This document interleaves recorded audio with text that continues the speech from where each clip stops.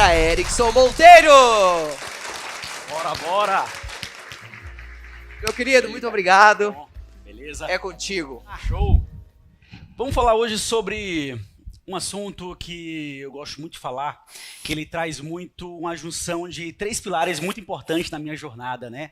Que é a visão, a coragem e a execução, que foram coisas que eu apliquei durante os meus 15 anos de carreira, e eu quero compartilhar um pouco com vocês todo esse processo, né? De como eu apliquei na minha vida o trabalho de visualizar até onde eu quero chegar, a coragem e, o mais importante, a execução, que é um pilar hoje que eu coloco muito como prioridade na hora que eu construo qualquer coisa nesse mercado digital, né? E só para fazer aquele parâmetro ali mais geral, né? Tô nesse mercado digital há 15 anos. Eu comecei lá atrás, onde ainda a principal rede social do Brasil era o Orkut, né? Quem aqui usou Orkut? Olha os idosos aí, é. Todo mundo, cara. Quem nunca usou o Orkut na vida? Eita, acho que a pele tá boa. Não tem uma ruga na pele, jovem milênio aí, né? E nesses 15 anos, eu tive o privilégio, né, de atender pouco mais de 2 mil negócios, empresas que eu sempre sonhei um dia gerenciar, criar cases de sucesso, construir cases, né? E para mim é muito legal vivenciar esse mercado digital, dessa transição e crescimento que ele pode proporcionar. Porém, gente, é muito lindo, né? Eu chegar nesse palco, falar sobre cases de sucesso, falar sobre grandes marcas, mas na real eu quero falar sobre outra coisa.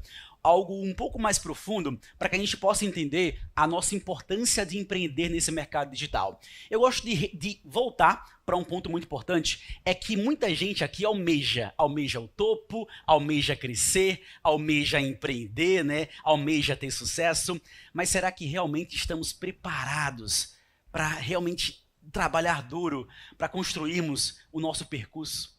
E quando eu volto lá atrás, aos meus 15 anos, né? Geralmente quando a gente chega aos 15 anos, a gente tem aquela vontade de ganhar um presente muito legal. Algumas mulheres aqui, né, que tiveram o privilégio de ter um aniversário de debutantes. E o meu pai chegou para mim o seguinte: Erickson, eu vou te dar um presente quando você fizer 15 anos. E na minha cabeça, o meu presente seria um PlayStation 2, né? Que era o meu grande sonho, jogar FIFA ali e tal. Mas na real, o meu pai não me deu um PlayStation 2. Porém, eu pensei, cara, então o que eu vou ganhar de presente?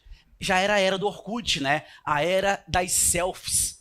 Aí eu pensei, vou ganhar uma Cybershot para tirar selfie no espelho com flash ligado. Mas na real, eu não ganhei uma Cybershot. Mas eu tinha outra esperança de ganhar outro presente, que era um Motorola V3, né? Para os mais jovens que não sabem o que é isso, é basicamente o iPhone 17 Pro Max da época, tá? Mas, adivinha só, eu não ganhei um V3. O presente que meu pai me deu, aos 15 anos, foi exatamente isso aqui. Uma caixa de 189 DVDs de videoaula, onde ele fez assim: Erickson, estuda e para de ser viciado em computador.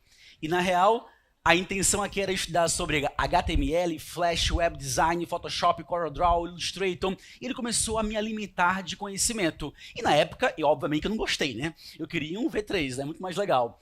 Porém, eu comecei a gostar de estudar sobre design.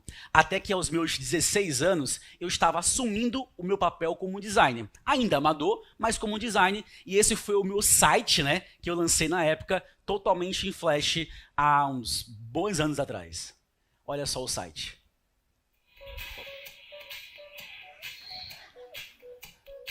E o mais louco aqui, ó, apareceu a próxima aba. Eu e o meu pai era o meu comercial. Era ele que me vendia para as empresas, né? E tava eu lá, um design amador, e eu cheguei aos meus 17 anos, né? Com esse cabelo do Pelanza aí, né? Do Justin Bieber. Né? E tava eu, 17 anos, design amador, muito sonhador. E eu pensei, cara, o que eu vou querer fazer para minha carreira, né? Já que eu já atuo como designer. O que um designer poderia almejar para sua carreira profissional? E o meu grande sonho naquela época era exatamente esse: ter uma gráfica na minha cidade natal. Eu nasci numa cidade bem pequena chamada Barreiros, no interior de Pernambuco. E esse era o meu grande sonho. Um dia ter uma gráfica em Barreiro. Já que eu sou designer, basicamente eu vou abrir uma gráfica para fazer logotipo, fachada de loja, fazer marcas e tal. E eu pensei, mas eu ainda assim eu quero ter uma graduação. O que eu posso estudar para conseguir ter uma carreira de design? Foi então que eu percebi que eu poderia estudar para ser publicitário, né? Fazer publicidade. Mas tem um ponto importante. Dois caminhos interessantes. Primeiro ponto é que na minha cidade não tinha faculdade. A mais perto era em Recife, a 2 horas de viagem. E o segundo ponto é que eu não tinha dinheiro para fazer faculdade. Então, eu pensei assim, cara, que solução posso fazer? Foi então que eu resolvi morar em Recife aos meus 17 anos. Tava eu, aos meus 17 anos, saindo da casa dos meus pais, do conforto da mamãe, do papai, para ir morar sozinho em Recife. Mas o primeiro ponto é que, quando a gente olha ali, né, Recife, a gente enxerga isso aqui, prédios altos, praia, tubarão, né? A gente vê ali o contexto de Recife. Mas, infelizmente, era muito caro morar em Recife. E principalmente nessa região aqui. E também, para eu conseguir fazer faculdade, eu tive que fazer aquele famoso financiamento chamado FIES, né? Onde você parcela em 50 anos o seu curso. Só assim eu pude fazer faculdade. Mas eu não podia morar aqui em Boa Viagem. Era muito caro para mim. Então só me restou um único lugar, a periferia. Foi então que eu fui morar em um bairro lá em Recife, onde na época o aluguel era R$220, era bem barato. E nesse espaço aqui, eu falo onde começou a minha jornada, onde começou os meus primeiros 4 anos trabalhando no mercado digital. Onde deu meus primeiros passos empreendendo, meus primeiros passos atendendo marcas, né? Onde eu tinha minha cadeirinha de plástico, o meu ventilador, porque é muito quente em Recife, não tinha cama, né? Eu ganhei um elíptico no sorteio do supermercado, mas eu nunca usei esse negócio, era meu cabide de roupa, né? Para ficar ali no meu quarto. E aqui nesse ambiente, eu vou voltar para uma data muito específica, que é o dia 23 de março de 2011, há 14 anos atrás. Foi exatamente nesse dia, aos meus 17 anos, no meu computador velho da Lenovo, que não ficava em pé, eu tinha que apoiar na parede para ele conseguir ficar fixo ali, que eu tive uma ideia, que foi criar algo que eu nunca imaginaria que iria mudar totalmente a minha vida, que foi criar o Plug, a minha atual empresa que eu fundei há 14 anos atrás. Porém, o Plug era totalmente diferente do que é hoje. O Plug era exatamente assim. Hoje em dia, quando a gente busca se posicionar, a gente cria o quê? Um canal no YouTube, um TikTok, cria um Instagram. Na minha época era diferente. Para eu me posicionar, eu criava um blog. Então, para eu criar algo na internet, começar a criar conteúdo, a minha melhor opção que eu tinha era criar um blog. E lá fui eu criar um blog no Blogspot, que era de graça, né? Fui lá e comecei a alimentar conteúdo. Mas como que um cara de 17 anos tem conteúdo para falar sobre marketing, né? Basicamente, eu fazia resumo das minhas aulas na faculdade e eu subia no meu Blogspot lá todos os dias o meu resumo. E eu comecei a alimentar conteúdo, eu comecei a ter audiência, mas eu comecei a visualizar outro sonho. Hoje em dia, qual que é o sonho do adolescente? É o quê? Ser TikToker, né? Hoje em dia, minha irmã tem 11 anos e o sonho dela é ser TikToker. Na minha época, era diferente. O sonho do adolescente era ser YouTuber. Eu via o Felipe Neto, o Cauê Moura, o PC Siqueira, o Castanhari e falei, cara, eu quero ser YouTuber. Os caras ganham dinheiro do quarto, velho. Que vida boa, né? Então eu visualizava isso como se fosse a profissão dos sonhos. Mas nessa época, eu não tinha câmera. E os celulares na época não tinham uma boa gravação. Aí eu fui na faculdade e falei, faculdade, eu posso usar o estúdio de vocês para eu poder gravar vídeo para o YouTube? Pode sim. Foi então que eu resolvi lançar um canal no YouTube sobre marketing. E o tema específico que eu lancei no meu primeiro vídeo era sobre social media, sobre redes sociais. Então há 13 anos atrás, eu resolvi gravar o meu primeiro vídeo para o YouTube. Mas o mais louco é que eu fiquei 4 fucking horas, velho, para gravar um vídeo de 4 minutos.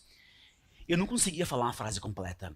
Eu era muito ruim. Eu repetia a mesma frase 30, 40 vezes. O cara que tava me filmando tava com a paciência aqui já. Meu irmão, bora, velho. Eu tenho que trabalhar. Já deu, já ia lá, mas peraí. Mais um. E eu tava lá me esforçando para fazer o meu primeiro vídeo pra internet. E foi esse vídeo aqui que eu subi no YouTube em 2012. Estranho? Acho que tem alguém me seguindo. Olá, você quer ser meu amigo? Aproveita e dá uma olhadinha no álbum de fotos. Você tem probleminhas. Gostou do meu vídeo? Se inscreva aqui. Isso aqui é somente a abertura, tá? Agora vem um conteúdo. Eu tenho tenho certeza que você já deve ter alguma conta em alguma rede social. Isso é óbvio. Feito várias pessoas que têm várias contas e não conseguem administrá-la. Mas será que se sabe trabalhar com elas, ganhar dinheiro com redes sociais? Antigamente, bastava saber mexer que já era um profissional. Hoje em dia as coisas mudaram bastante. Enfim, né? Comecei, né? Comecei a me expor na internet usando a minha imagem e comecei a criar vídeos no YouTube. Porém, quando eu pensei em criar vídeo para o YouTube, eu tinha uma sensação que eu ia virar o Felipe Neto do marketing digital. Porém, foi totalmente o contrário, velho. Eu só recebi haters. Me zoavam pra caramba. Eu parecia uma criança, que eu falava muito rápido, que eu era estranho, que eu era magrelo, né? Mas tinha uma ofensa que me marcou muito. Acho que umas 6 pessoas fizeram o mesmo comentário. Diziam que eu parecia com o Zacarias, velho. Aí eu, porra, bicho, Zacarias, meu irmão. Aí eu olhava assim, olhava pros comentários, e o que um moleque de 18 anos faz, né? Com um monte de ofensa chegando pra ele. Ele toca o foda-se e segue a vida? Eu apaguei o vídeo, com vergonha. E eu fiz mais do que isso. Eu apaguei o blog também. Eu apaguei tudo. Falei, cara, eu sou muito ruim criando conteúdo, não vou mais me expor na internet. Eu vou ter um monte de hater. Eu desisti pela primeira vez. Eu ouvi 12 pessoas que eu nunca tinha visto na vida, que eu nem sabia quem era, e eu achei que a opinião daquelas 12 pessoas era a verdade sobre mim. E eu acreditei nelas e resolvi apagar tudo que eu tinha feito na internet por vergonha. E foi então que se passaram 4 meses e uma mulher me enviou um e-mail com a seguinte mensagem: Oi, boa tarde, tudo bem? Eu salvei uma matéria de vocês nos meus favoritos e eu não estou conseguindo abrir o blog. O blog está fora do ar? Aí eu pensei, nossa, tinha alguém que lia esse negócio, né? Achava que só eu que lia. E graças a esse e-mail e também alguns amigos me incentivaram bastante, eu reativei o blog depois de 4 meses. Mas o YouTube, eu tive muito medo. Foi então que eu resolvi voltar para o YouTube, mas diferente. Eu chamei um amigo meu, comprei uma câmera de R$500, onde eu paguei a metade e ele a outra metade. Eu ia para eventos como esse, fazia a seguinte coisa: entrevistar os palestrantes. E eu não aparecia mais no vídeo, porque eu era muito ruim criando conteúdo. Então, saía do palco palestrante, eu já metia a câmera assim, ó, pá! E aí, me dá aí 3 dicas de marketing digital. Na cara, assim, pro cara já falar sobre YouTube, internet. E olha só, gente, esse enquadramento, velho. É só microfone, pô. Tava horrível isso aqui. E até hoje esses vídeos estão lá no YouTube, tá? E eu comecei a ganhar segurança entrevistando as pessoas. Foi então que eu resolvi fazer o quê? Comprar um tripé. E eu aparecer nos vídeos. Eu comecei a entrevistar as pessoas ali nos vídeos. Foi então que eu ganhei ainda mais segurança, porque eu vi um cara no YouTube chamado Jacaré Banguela, que ele tinha um canal chamado Jacaré Banguela Fora do Ar. E eu achei genial o que ele fazia. Ele tinha um talk show igualzinho à televisão no YouTube. Para aquela época era algo totalmente diferente. Ter um programa de TV na internet. E eu pensei, genial, eu vou ter o meu próprio talk show. Porém, um talk show do marketing e publicidade. Foi então que eu resolvi lançar o Publicitários no Ar, que era o meu talk show para entrevistar as pessoas com plateia, né? E eu iria gravar todas as entrevistas e subir essa entrevista lá no YouTube. Foi então que eu, mais uma vez, entrei em contato com a minha faculdade para que ela me desse o quê? O auditório para mim. E ela me deu de graça. E eu chamei alguns publicitários de Recife para serem entrevistados e eu cobrei R$50 para as pessoas irem assistir o talk show. E nessa época não fazia tráfego pago ainda. Então eu imprimi 1000 panfletos e eu mesmo ia em porta das faculdades chamar as pessoas para o meu talk show. Bora, vai ser muito legal, um talk show, eu vou entrevistar os publicitários de Recife, tal, bora ter essa experiência, tal. E consegui. Fui lá, panfletei, tive inscritos, porém a minha expectativa é que eu teria apenas 20 pessoas. Para mim, 20 pessoas estava maravilhoso, mas bateram mais de 100. E ao invés de eu ficar feliz, me deu uma crise de ansiedade. Eu comecei a ficar nervoso, tenso, falei, fudeu, velho, eu vou ter mais de 100 pessoas na minha frente e eu não vou conseguir fazer isso. Por quê? Eu era extremamente tímido. Para mim, falar em público era algo apavorante, que eu achava que eu não ia conseguir fazer. E na segunda vez, eu pensei, eu vou desistir. eu não vou fazer esse talk show porque eu não tenho a capacidade de falar em público. Mesmo que eu ia somente entrevistar as pessoas. Aí, uma semana antes do talk show, eu conheci uma amiga minha chamada Juliana. E eu falei, Juliana, eu tenho uma missão para você. Ela qual? Tu toparia ser a minha Jô Soares? Ela, Jô Soares? Sim, entrevistar as pessoas no meu lugar, diante de 100 pessoas. E como a Juliana adorava aparecer, ela falou, top, bora lá. E eu fiz o meu talk show. E a Juliana foi lá entrevistar as pessoas. O cenário é horroroso, né, pessoal? Eu achava que ia ficar mais bonito, mas ficou feio isso aqui. Porém, eu era o responsável por filmar o talk show. E na hora que eu fui filmar, a câmera deu pau. Ela não funcionou, velho. De 4 horas de entrevista, eu só consegui entrevistar 11 minutos. Aliás, só consegui gravar 11 minutos. De 4 horas, só 11 minutos registrados. E eu fiquei mais uma vez frustrado. Minha terceira frustração. A primeira foi porque eu recebi hater, a segunda porque eu era muito tímido, e a terceira que deu errado no meu talk show. E eu falei, caraca, que merda, deu tudo errado, não vai dar certo agora, as pessoas... Eu fiquei 6 meses planejando fazer isso aqui e deu errado. Porém, velho, quando acabou o talk show, as pessoas vieram falar comigo. Erickson, eu adorei isso aqui hoje. Eu adorei a experiência de ver isso com vocês aqui hoje. E eu aprendi bastante. E eu não sabia que tinha tantos publicitários assim em Recife. Eu aprendi muito aqui hoje. Aí foi então que eu percebi que eu fiz uma coisa. Que eu não fiz um talk show para o YouTube. Eu fiz um evento. Aí a minha mente fez assim, ó. Evento. YouTube só tem haters. Evento. E eu comecei a pensar como que eu posso melhorar os eventos, né? E nessa época eu era tão tímido que a minha única foto é essa nos bastidores, né? Aqui eu ali. E no ano seguinte, 2013, eu pensei, cara, eu vou fazer um evento melhor. Mentira, eu fiz 12 eventos. Eu comecei a fazer evento numa frequência muito alta e eu fazia o mesmo plano de negócio. Ligava para a faculdade, pedia o auditório de graça, cobrava R$50, chamava a Juliana para entrevistar as pessoas e ia fazendo em todas as cidades. Aqui eu tenho Salvador, aqui eu tenho Maceió, aqui a João Pessoa, aqui a Juliana, aqui o Whindersson, quando era pobre, né? E aqui, aquele evento para 100 pessoas começou a aumentar. Ter mais pessoas, mais pessoas, mais pessoas, mais pessoas. E começou a encher teatro. Até que chegou aqui nesse evento específico, há 10 anos atrás, em 2015. Onde eu consegui lotar um teatro na Avenida Paulista.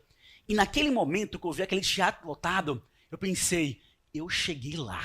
Nessa época eu tinha 22 anos. E como um cara é muito jovem, às vezes o ego engole um pouco, né, a visão dele. Eu pensei, eu cheguei lá, eu já encontrei a forma do sucesso. A partir de hoje, ninguém me derruba. Daqui para frente, nada vai ser para baixo. E de repente, o mercado mudou. Porque os meus eventos, antigamente, eles eram genéricos. Eu falava sobre comercial de TV, jornal, revista, redes sociais, Google, SEO, blog, YouTube. Eu tinha muitos assuntos e no fim do dia eu não ajudava ninguém. E meus eventos, que antigamente lotavam teatro, estavam assim, vazios, com pouca gente. E eu comecei a ficar desesperado, que as coisas estavam ruins, não estavam mais funcionando. Até que um cara, no Facebook, me mandou uma mensagem, com a seguinte mensagem. Erickson, eu vi que você está fazendo uns eventos pelo Brasil, tu toparia fazer um evento em Portugal? E eu pensei, claro, vou ganhar em euro. Era tudo o que eu precisava para minha vida. E ele falou, é simples, eu vou locar o espaço, eu vou comprar as passagens e eu vou cuidar dos patrocinadores. E você é o responsável por divulgar o evento e chamar os palestrantes. E eu fechadíssimo, bora lá. Lancei o evento, vendi 180 ingressos e 5 dias antes de embarcar, eu descobri uma coisa, que na verdade, gente, eu tinha caído num golpe. E esse sócio, ele falsificou todas as passagens aéreas, minha e dos palestrantes, o contrato do local era fake, e todo o pagamento dos 180 ingressos caíram na conta dele. E ele me bloqueou nas redes sociais e sumiu do mapa, e ele usava o nome fake para falar comigo. Talvez até a foto dele não era aquele cara, não sei. Que em nenhum momento eu fiz um call com ele, velho. Eu era também muito burro, né?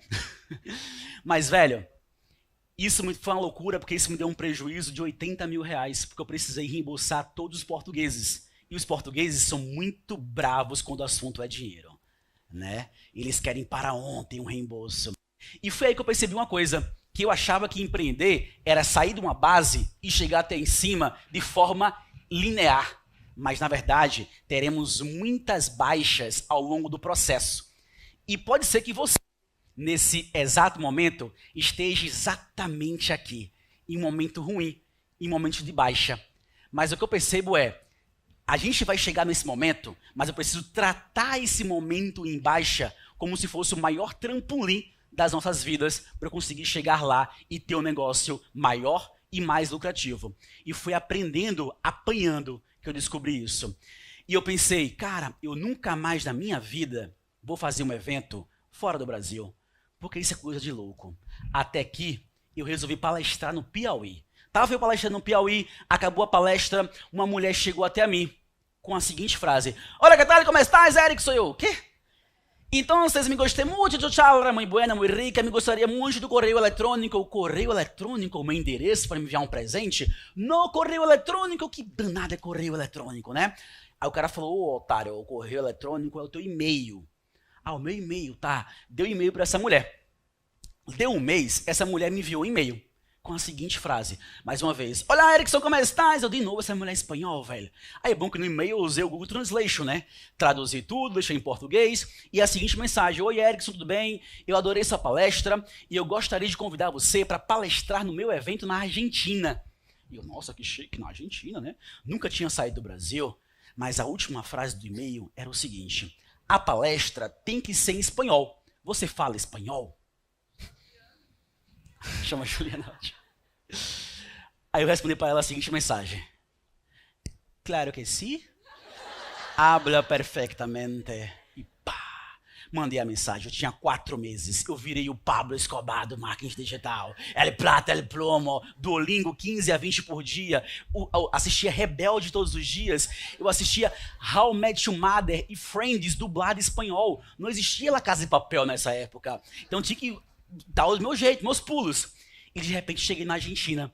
Tinha 800 pessoas de 10 países. Eu estava diante de um lugar novo, pessoas diferentes. E quando acabou minha palestra, eu visualizei 800 pessoas me aplaudindo de pé. E naquela hora, eu pensei: eita, eu falo espanhol. Eles entenderam o que eu falei, né? E ao invés de não, vou melhorar meu espanhol, mentira, no ano seguinte eu resolvi pegar minha empresa e expandir para a América Latina. Comecei a fazer eventos no Chile, na Argentina, fazer eventos no Peru, fazer eventos no Uruguai, atravessei o oceano, fiz alguns eventos em Madrid e faltava um lugar: Portugal. Eu tinha muito medo dos portugueses, velho, que eles me xingavam muito porque teve aquele problema do evento. E eu pensei: como que eu vou começar em Portugal? Foi então que eu comecei pequeno, para 30 pessoas em Lisboa. Deu certo. Depois eu fui lá e fiz para 70 pessoas aqui no Porto. E deu certo. E ano passado fizemos um evento aqui no Porto para 400 pessoas. Sejam bem-vindos ao segundo dia do Conexão Portugal.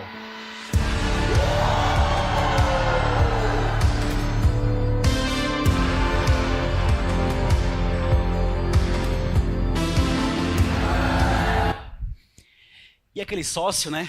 Que Deus o tenha, né? Ele não me venceu. E, cara, aquele talk show que deu errado, aquela câmera que não funcionou, virou isso aqui.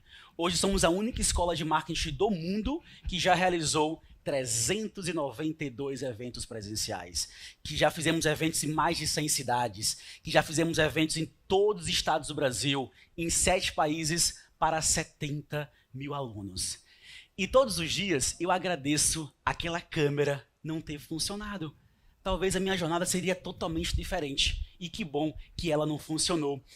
E um dia eu sonhei em fazer o maior evento de social media de Recife. Mas eu sempre pensei uma coisa importante: sonho bom é sonho realizado, para dar espaço e abertura para novos sonhos. E foi então que eu pensei: vamos fazer em Recife. Fiz o maior de Recife. Por que não fazer o maior de Pernambuco? Fomos lá e realizamos. E por que não fazer um dia o maior do Nordeste? Fomos lá e realizamos. E eu pensei, por que não fazer o maior evento de social media do Brasil?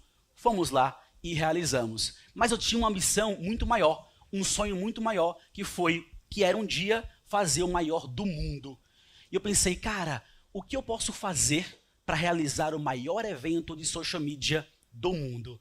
Foi então que o primeiro passo foi pesquisar quais que são hoje os maiores eventos do mundo de social media. Peguei minha equipe, fui para a Ásia, Europa, África, Estados Unidos, México, Austrália, o mundo inteiro pesquisamos, aprofundamos para encontrar qual que era o maior do mundo. E eu encontrei. Era um evento que acontece em San Diego, que é o Social Media World, que ele reúne mais de 2 mil pessoas. E ele acontece em San Diego e é o maior evento do mundo. Porém, isso aqui já não é mais presente. Isso aqui já é o passado. Porque o maior evento do mundo acontecia em San Diego. E hoje, o maior evento do mundo de social media é o nosso evento que fizemos esse ano, lá em São Paulo, para 4 mil pessoas.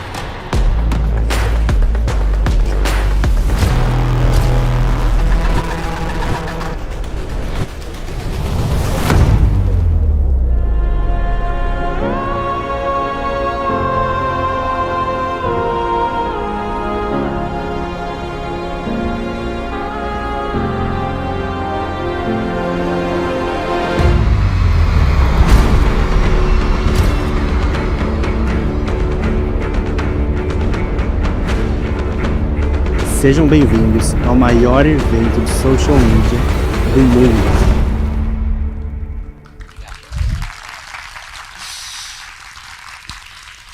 E muita gente, na hora que visualiza isso, me pergunta, cara, como é que é ter a sensação de fazer um evento para 4 mil pessoas? E às vezes a gente acha que a sensação é ver um palco gigante, né? E eu percebi que não era o tamanho do palco que me fazia me motivar a crescer mais. Era ver mais pessoas transformadas. O Igor sabe muito bem disso. O Igor começou pequeno, hoje é um negócio grande. E quanto mais a gente cresce, mais a gente vê pessoas realizando sonhos. Eu comecei a visualizar isso. Quanto maior eu fico, mais pessoas eu posso mudar, mais pessoas eu posso ajudar a crescer, né?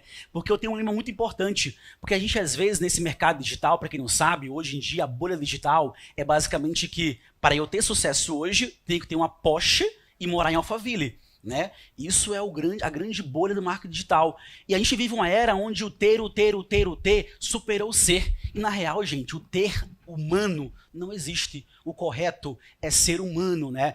E foi assim na minha jornada que eu entendi que eu precisei participar da minha melhor escola, que foi conhecer o mundo. Foi onde eu tive a oportunidade de conhecer novas culturas, novos repertórios, quebrar preconceitos e como que eu poderia trazer o mundo para o meu negócio. Foi então que eu resolvi virar nômade. Eu estou há 6 anos sem casa. Hoje tenho um negócio que hoje é o maior do mundo no segmento, mas mesmo assim eu gerencio todo o meu time viajando pelo mundo afora. Esse ano eu morei na Tailândia, na Coreia, na Índia, e assim eu vou seguindo a minha rotina, tendo um negócio digital, uma empresa 100% home office e mesmo sendo ali a maior do seu segmento, né?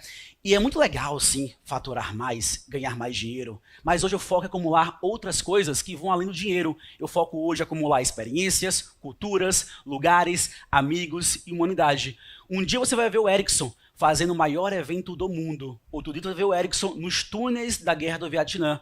Ou de repente o Ericsson dando banho de elefante. Ou de repente o Ericsson subindo um vulcão em atividade.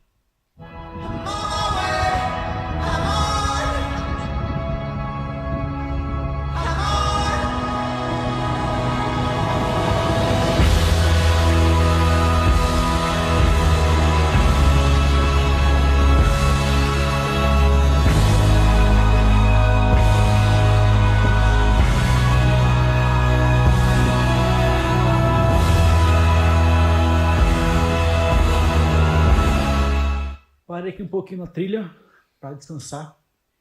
Em muitos momentos tu fica sozinho na trilha. Tipo assim, tô aqui sozinho agora, no meio do mato, subindo uma montanha, aliás, um vulcão, né? E muitos me chamam de louco, né? Ah, tu é doido, subir um vulcão. Na verdade, eu sou uma pessoa que gosta muito de viver coisas inesquecíveis. E hoje eu tenho 28 anos, eu fiz muita coisa na minha vida, porém eu sempre falo, se eu for viver mais 28 anos, chega cansa. Porque uma coisa que eu gosto muito é viver, meu filho. E não é viver em casa não, porra. É viver vivendo. Viver, porra, o mundo é gigante. Aliás, o mundo é muito pequeno, na verdade, né? O mundo é muito menor do que você imagina. As fronteiras são muito mais fáceis de você quebrar do que você imagina. E na minha vida, eu entendi uma coisa, que não basta sermos geniais, porque eu nunca fui o mais inteligente, mas eu sou um cara muito viciado em executar. E eu quero que vocês saiam daqui hoje com essa mentalidade, que não importa o que vocês têm à sua disposição, os teus recursos hoje, o mais importante é executar com o que você tem. O meu primeiro evento era um banner caindo e custava R$50, para que hoje eu possa fazer um evento que tem um painel de LED, um palco gigante, onde o ingresso é R$3.000. Então a gente começou pequeno, do que eu tinha à minha disposição para um dia conseguir fazer o maior do mundo. E muita gente hoje não executa porque simplesmente desiste por estarem cercadas de pessoas que nunca tiveram coragem de tentar. E eu quase desisti algumas vezes na minha vida por simplesmente ouvir as pessoas erradas. E na hora que você vai dar o ouvido para certas pessoas, realmente reflete, por que eu estou ouvindo ela? Será que ela realmente tem algo a agregar na minha vida? Será que o que ela faz hoje, o que ela já fez hoje, realmente tem uma opinião que possa me barrar nos meus sonhos, né? E para fechar, eu gosto muito de fechar com uma frase que você precisa hoje valorizar, velho. Valoriza e busca ter coragem. Porque vocês só vão ter apenas uma única chance, que é ter apenas uma única vida. Portugal, muitíssimo obrigado. Valeu!